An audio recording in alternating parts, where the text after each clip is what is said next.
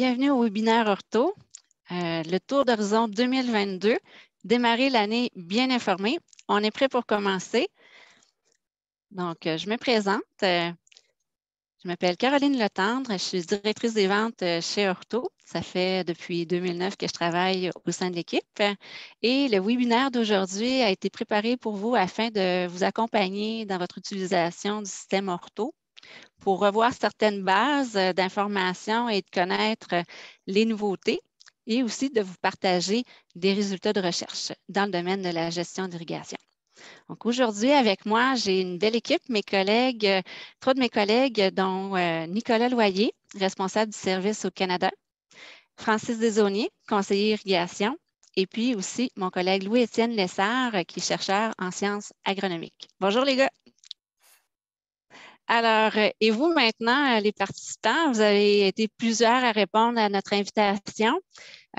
Présentement, je vois que, en fait, je ne peux pas le voir, mais il y a au-delà de à peu près au-delà de entre 150 et 200 participants aujourd'hui. On vous a demandé de répondre à un court sondage parce que on ne peut pas vous voir, puis vous ne pouvez pas vous voir entre vous. Donc, on va regarder les questions, les réponses que vous nous avez données en début. Donc, qui êtes-vous? Donc, des utilisateurs Ortho, il y en a pour 56 du groupe. Des non-utilisateurs, 9 des intervenants, 27 et autres, 11 Quelle est votre production agricole? Donc, en 34 en canneberge, 17 en fraises, 30 en légumes, 14 en pommes de terre, autres petits fruits, 16 autres, 19 Et pourquoi choisir Ortho? Donc, on voit qu'on a un bon pourcentage d'utilisateurs. Donc, c'est intéressant de connaître votre avis. Donc, meilleur contrôle, 35 meilleure information, 44 meilleur résultat, 15 meilleure technologie, 26 meilleur support, 19 meilleur sommeil, 5 et autres. Je poserai des questions tout à l'heure. Donc, bienvenue à tous. Donc, c'est parti. Aujourd'hui, à notre agenda, on a 4 présentations. Premièrement, on va faire un survol de la technologie Ortho et les impacts sur les rendements. Deuxième thème abordé, ça va être l'installation et les entretiens des équipements.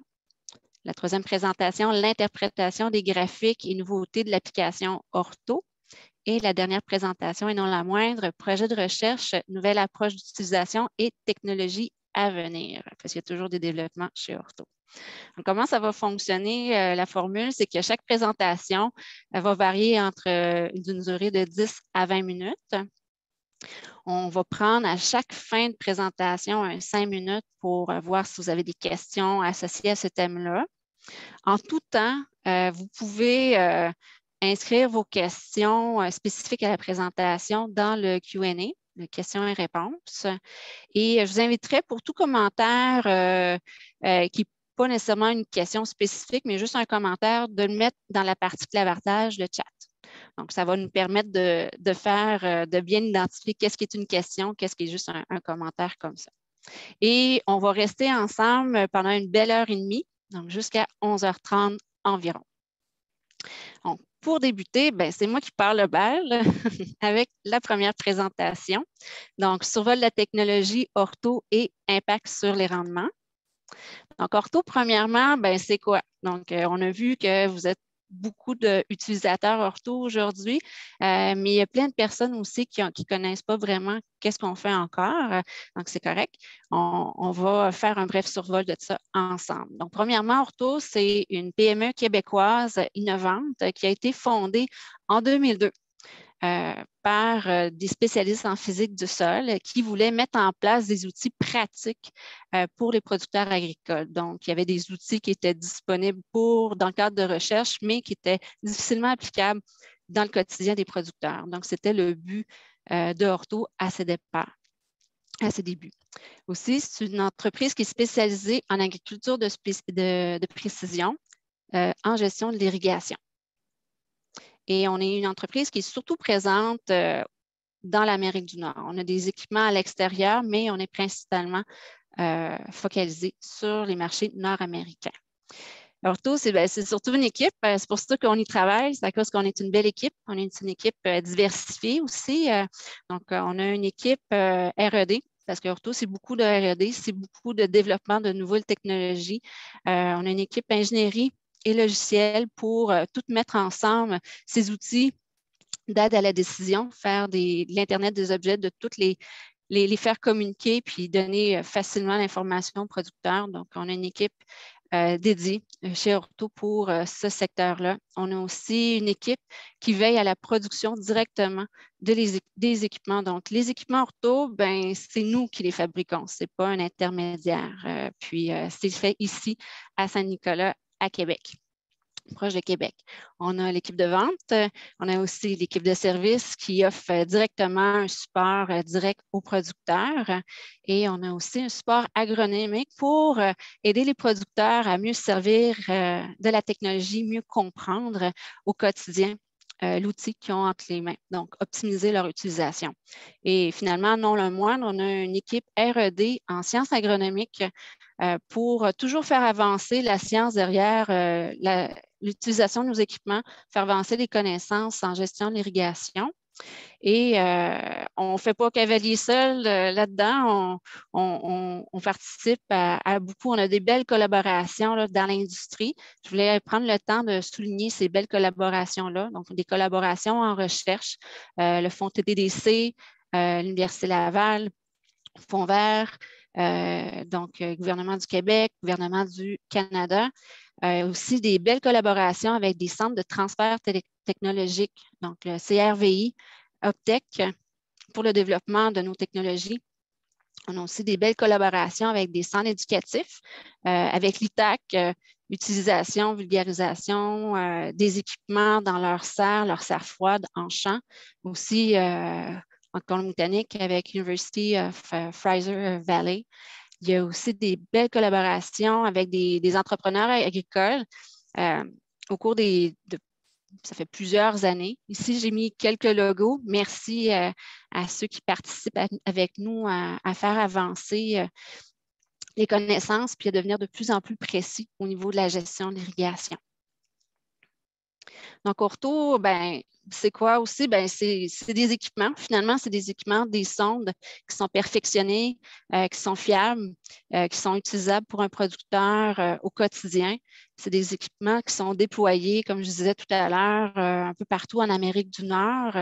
Concrètement, ben, c'est des équipements qui se mettent directement dans la culture. Donc, c'est des équipements qui sont très résistants, qui sont très pertinents pour faire le suivi de l'irrigation et tout ça, ben, c'est des équipements en champ, mais après qui transfèrent les données sur une application mobile, comme vous voyez là. Donc, c'est facile d'accès, puis c'est un outil qui s'intègre facilement à vos activités. Puis, ben, Orto, ben, c'est surtout tous les gens aussi, ben, comme je disais, ben, c'est toute notre belle équipe. Puis c'est pour ça qu'on aime ça, travailler pour l'entreprise. Moi, j'ai l'avantage de voir les deux côtés de la médaille. J'ai l'avantage de voir ben, nos clients, les voir évoluer, nous évoluer avec eux.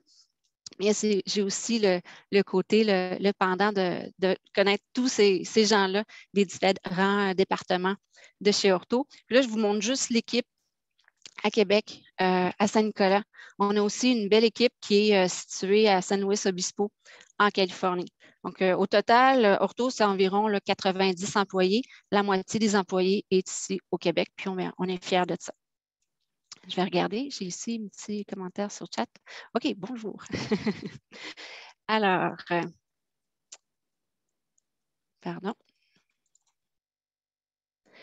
Aussi, ben, je voulais vous parler d'Orto, je voulais vous parler de notre évolution. Ça fait depuis 2002 qu'on existe. Orto, c'est pas qu'est-ce qu'on est présentement. Ça a été le cumul de toutes ces années de nouvelles technologies qu'on a fait évoluer, qu'on s'est perfectionné. Donc, je voulais juste faire une parenthèse sur c'est quoi les technologies qu'on a présentées aux producteurs, que peut-être certains ont encore. Je sais qu'il y en a certains qui ont même encore le système radio local. Mais bref, je vais juste le survoler, faire un petit clin d'œil à ça. Puis aussi, c'est pour vous dire qu'on aide les producteurs justement à transférer avec des incitatifs, là, des rabais pour qu'ils puissent là, aller migrer vers une technologie qui est plus actuelle. Donc, le système local, le système radio local, c'était le premier système qu'on avait mis en place. C'était des informations transformées sur l'ordinateur de production directement sur le site. Ça remplaçait la saisie manuelle fastidieuse des équipements habituels, puis l'utilisation d'acquisiteurs de données, des data loggers que ce n'était pas une application là, qui pouvait aider les producteurs à prendre des décisions là, au quotidien. Donc, nous, on est allé vers une technologie en temps réel, le plus proche du producteur. Mais au fil du temps, ben, on voulait aussi mettre des équipements un peu plus loin en champ. Donc, on a développé la tour cellulaire pour permettre aussi, pas juste transférer l'information à un ordinateur tout proche du champ, mais aussi n'importe où sur une plateforme web. On a aussi, ça a permis aussi de mettre en place, de connecter d'autres types d'équipements comme des stations météo. Puis de fil en aiguille, on a apporté des sondes indépendantes qu'on pouvait connecter à la guise des besoins des producteurs. Donc, on n'arrivait pas avec une solution figée. Aussi, on a mis en place des alarmes. Par la suite, ben, vers où qu'on a tendu, c'est des appareils cellulaires qui étaient autonomes. Donc, on a mis de côté la grosse tour web. On la met seulement maintenant quand c'est nécessaire. Mais maintenant, nos équipements sont autonomes, plus besoin de beaucoup de quincaillerie. On a mis en place l'automatisation. On a un plus grand choix de sondes, un plus grand choix de connexion sur la même station, plus grande flexibilité en fonction des besoins de chaque producteur. Actuellement, le système ressemble aux images que j'ai mises sur ma diapo. Donc, des équipements directement dans la culture, dans le fond, qui ne sont pas contraignants. Donc, on a 3 types de services, des capteurs de suivi d'irrigation directement dans la culture, que ce soit des cultures intérieures en serre ou extérieures en champ, des stations météo, puis aussi on propose l'automatisation. Sur les capteurs en champ, bien, les producteurs ils ont tout le temps le choix d'utiliser les capteurs qui sont les plus pertinents pour leur gestion de l'irrigation. Les tensiomètres, c'est la base, les tensiomètres ortho. Après, il y a des producteurs qui aiment ça faire le suivi de leur température pour la gestion du gel, entre autres. D'autres qui aiment ça faire le suivi de capteurs de pression, pluviomètre. Il y a d'autres sondes comme la mouillure de la feuille, radiation solaire qui peut être ajoutée. Donc, c'est vraiment du cas par cas. On y va en fonction de vos besoins. Présentement, nous, notre service, c'est sous forme de contrat de location de 1 an, 3 ans ou 5 ans. Donc, on s'adapte en fonction de votre vision avec nous. Donc, ces contrats de location-là, ils incluent l'installation, les mises à jour en continu, l'adaptabilité avec le temps. Si on arrivait avec une autre technologie, d'autres sondes, ben, il n'y a pas de tracas, ça va s'adapter. Il n'y aura pas de frais supplémentaires pour adapter les équipements que vous aviez au départ. Une garantie, puis surtout ben, un support technique qui est dédié pour répondre à vos questions au quotidien au cours de la saison, puis un support agronomique pour comprendre dès le départ c'est quoi qu'est-ce que vous pouvez faire avec les technologies, comment mieux comprendre les données. Donc, le système actuel aussi, c'est les caractéristiques. C'est des appareils, premièrement, sans fil, donc on ne s'enfarge pas. Vous voulez mettre votre station à un certain point, c'est à 10 km, on va y aller, il n'y a pas de problème. Ce n'est pas enfargeant avec la machinerie. C'est de l'alimentation solaire, donc c'est des équipements qui fonctionnent pendant toute la saison, ne pas penser à changer les batteries. Communication cellulaire, donc c'est Ortho qui prend en charge les communications. Donc, vous n'avez pas de tracas de Wi-Fi, de réseau à gérer. C'est des stations indépendantes, comme je vous disais. Donc, vous en voulez une, vous allez en avoir une, vous en voulez 4. Bon, bien, ça s'adapte à vos besoins. Puis, il n'y a pas de station qui interfère. C'est une plateforme aussi qui est mobile et web. Donc, vous pouvez accéder à vos données sur un téléphone intelligent ou sur notre site Internet. C'est une plateforme aussi qui est multi-utilisateur. Vous pouvez partager l'information à travers votre équipe, puis aussi auprès de vos intervenants comme agronomes externes. Donc, aujourd'hui, il y a beaucoup d'intervenants lors du webinaire. Bien, les intervenants, si vous travaillez avec des producteurs qui utilisent Ortho, bien, vous avez juste à leur demander qu'ils vous partagent leur compte, puis ça va nous faire plaisir de vous créer un accès. C'est aussi une technologie qui qui a une maintenance faible. Souvent, ça peut être une contrainte pour les producteurs, mais je crois que quand vous utilisez Ortho, ben, vous vous rendez compte que c'est quelque chose qui n'est pas lourd à mettre en place dès le début de la saison. Puis aussi, ben, c'est un support à distance efficace parce qu'avec la technologie qu'on a mis en place, on est capable, nous aussi, de voir les équipements à distance puis d'être proactif là, dans l'offre de notre support technique. Donc, toutes ces améliorations-là, ça a deux buts en particulier, c'est de vous rendre la vie plus facile, donc faciliter votre utilisation, puis de notre côté, de faciliter l'amélioration continue de notre technologie. Le système actuel aussi, quand un producteur utilise la technologie, bien, la première question, c'est combien de stations il me faut? Bien, la station, il n'y a pas de bon chiffre. C'est vraiment, on va y aller, c'est une station par zone, section ciblée d'irrigation qui est représentative pour votre culture. C'est possible quand une ferme se ressemble beaucoup de gérer avec un minimum de stations. Donc, on peut grouper les sections qui sont plus comparables. On ajoute des stations selon la variabilité présente là, sur la parcelle là, qui on dit significative. C'est sûr qu'une ferme, ce n'est pas uniforme, mais si il y a des zones qui sont importantes, on va apporter une deuxième station ou d'autres stations. Donc, des exemples, c'est si les cultures sont différentes, les types de sols sont différents, si c'est un autre type de système d'irrigation en place, il y a des pentes, la distance d'un site à l'autre. Donc, si on ne peut pas mettre toute l'information reçue d'une station dans un même panier. Donc, dans ce temps-là, on met d'autres stations. Donc, on y va progressivement. Aussi, ben, c'est important de reconnaître qu'il y a des variabilités là, intrinsèques dans chaque site. Là. Il n'y a rien de parfait, comme je disais. Puis pour faire des correctifs, c'est sûr qu'on peut faire des correctifs ciblés, mais ça ne nécessite pas nécessairement de mettre en place une nouvelle station. Nous, on propose avec notre logiciel d'utiliser une carte NDVI qui vous permet de pouvoir visualiser ces distinctions-là pour après que vous, sans nécessairement mettre une deuxième station, vous allez faire des correctifs ciblés dans ces champs-là. Ensuite, quand on a choisi le nombre de stations, bien, on choisit c'est quoi les sondes qu'on met sur la station comme telle. Une fois qu'on a des équipements en champ, bien, il est possible de mettre d'autres types de stations plus perfectionnées, bien, pas plus perfectionnées, mais complémentaires comme des stations météo puis de l'automatisation. Puis, si au fil du temps, bien, vous vous rendez compte que vous avez oublié de mettre une sonde ou que vos besoins y évoluent, bien, il n'y a pas de problème. C'est toujours très facile d'ajouter dans le temps là, des correctifs, d'autres équipements. Je voulais aussi vous faire part là, des améliorations prouvées scientifiquement de notre technologie. Fait que c'est bien beau d'avoir une technologie fiable, mais est-ce que finalement, concrètement, ça donne des résultats?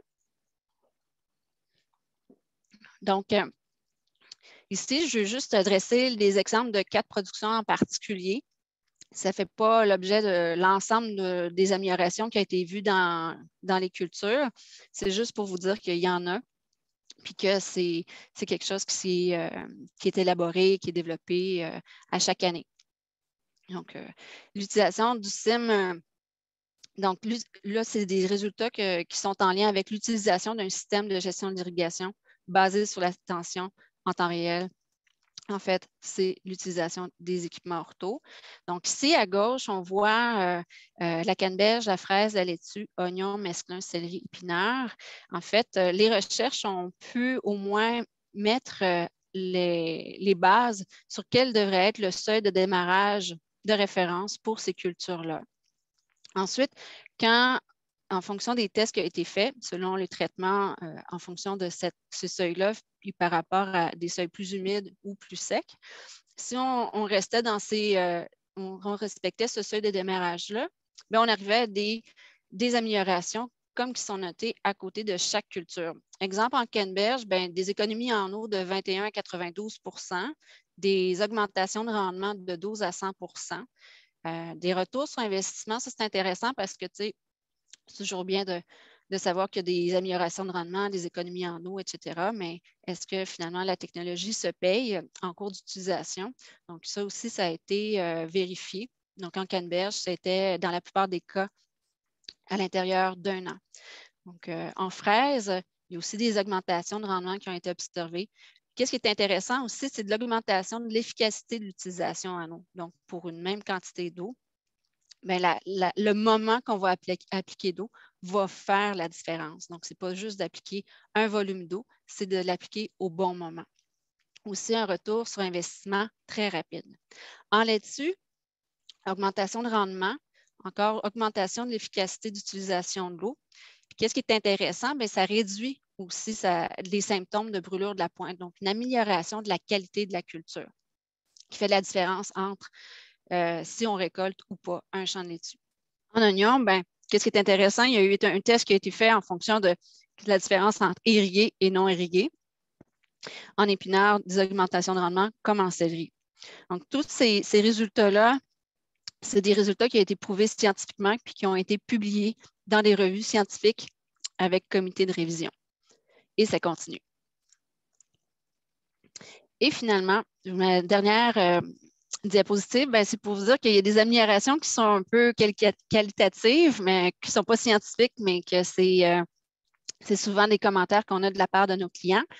Je vous inviterai dans le clavardage à partager là, vos opinions si vous le souhaitez bien. Donc, dans les exemples d'amélioration que les clients voient, en plus des augmentations de rendement, des économies en eau, meilleur sommeil, une économie de temps, mise en confiance par rapport à ces décisions, une meilleure possibilité de délégation au sein de l'équipe, meilleure logistique dans le déplacement de l'équipement d'irrigation, confirmation de problématiques qui étaient déjà présagées ou confirmation de problématiques qui étaient non connues, meilleure communication d'équipe et partage d'informations, puis finalement un outil indispensable au quotidien. C'est ça que je voulais vous dire. Ici, moi, je n'ai pas accès nécessairement aux questions quand je présente. Je ne sais pas si les gars, vous voyez qu'il y a des commentaires. Mais pour moi, ça fait le tour de ma présentation. Je vous remercie de votre écoute. Et si vous avez des questions, n'hésitez pas. Je vois qu'il y a une question dans « permet-elle de réduire la consommation d'eau à parité de rendement? » Donc, je pense qu'on a répondu à cette question-là. Je ne sais pas. Ah, je pense que… Parfait. Donc, dans le fond, de façon générale, on obtient des augmentations moyennes de 20 à 30 puis c'est à peu près la même chose en eau, là, de façon très… comment on peut dire ça? Sans trop exagérer. Alors, il y a une autre question. Comment gérez-vous la carte NDVI pour déterminer les variabilités au sein d'un même champ? Service à part, imagerie satellite, drone. Donc, tantôt, Francis, tu vas la présenter, hein, le NDVI, je crois? Oui, je vais en parler un petit peu là, dans l'application, comment y accéder, puis qu'est-ce qu'on a comme image exactement. Ben, excellent.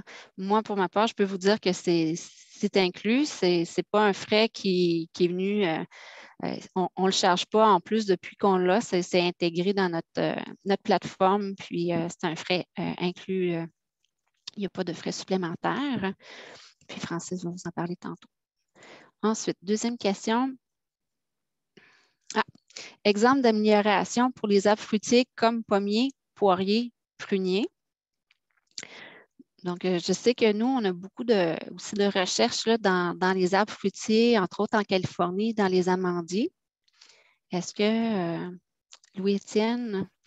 Oui, ben, spécifiquement pour les pommiers, poiriers, pruniers, je ne pourrais pas me prononcer, mais en effet, dans ma présentation tantôt, je vais parler de une expérience qu'on a en amande en Californie, donc pouvoir avoir quelques résultats à ce niveau-là.